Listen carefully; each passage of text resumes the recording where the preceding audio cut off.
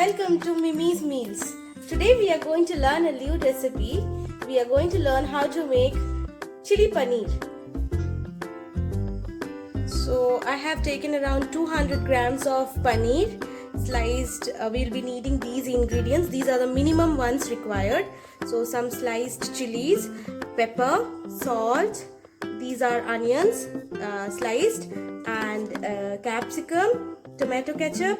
We have little bit of we'll be using some soya sauce, and this is corn flour. I have mixed corn flour with water. This will be used at the end. So these are the minimum ingredients required for making chili paneer. So we are adding oil into the pan. We'll be frying all the paneers here, the pieces of paneers here.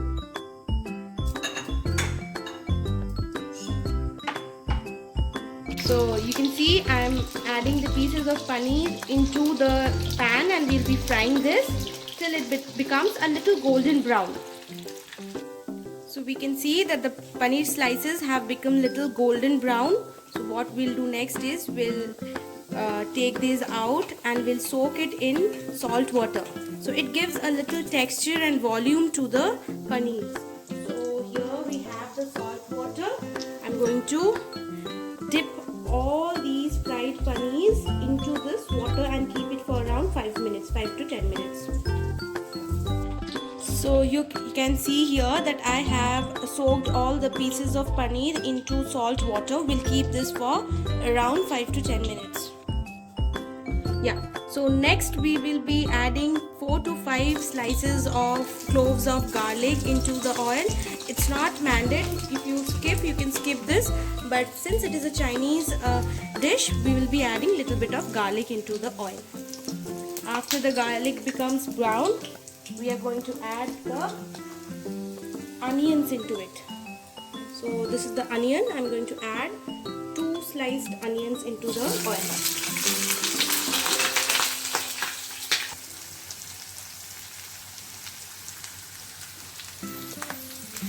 So I'm adding little bit of salt. It will help the onions to cook a little faster. So we have cooked this onion till it becomes golden brown. Once it is golden brown, we can add the capsicum into it. So we can see the onions have softened a little and it has become a little golden brown. Now we are going to add the chopped chilies into it.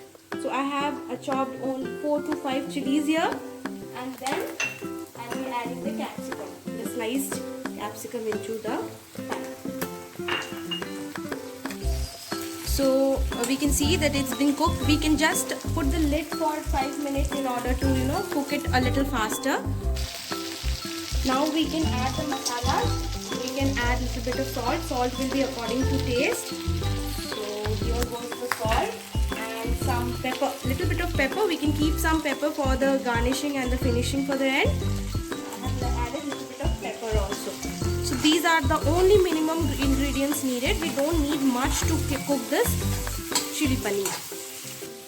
So now we are going to add soya sauce into the mix. Now I have taken here 2 spoons of soya sauce. I'm going to put it into the pan.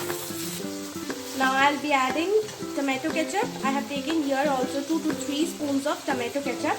I'll be adding it into the pan. So you can see a beautiful color has come up. We are going to cook it for around 5 minutes. Yes. And then we'll be adding a little bit of water with mixed corn flour. So we are going to mix this corn flour. And we are going to add this water, corn flour water, into the curry. I'm adding 1 bowl of water into it, and I'll let it rest for 5 minutes so that it cooks properly.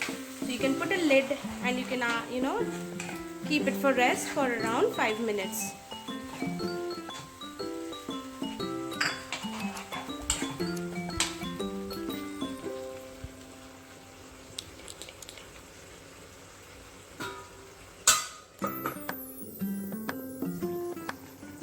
So friends, now you can see that the gravy has thickened a little.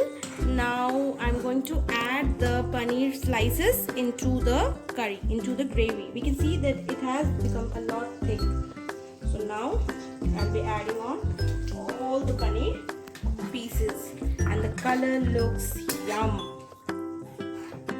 So this is how we can make a easy dish with only few ingredients needed.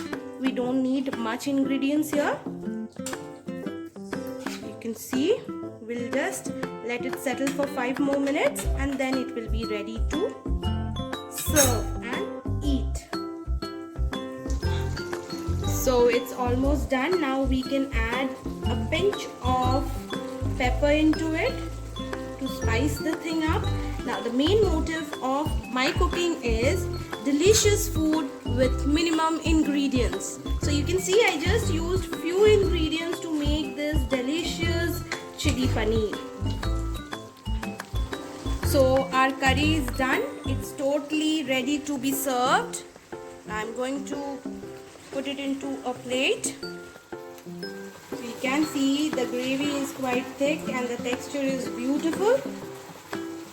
So do make it at home and let me know how the dish turns up to be. I love this dish. So friends, you can see the dish is ready to be eaten. Please do tell me how the dish turns up. Please like, share and comment.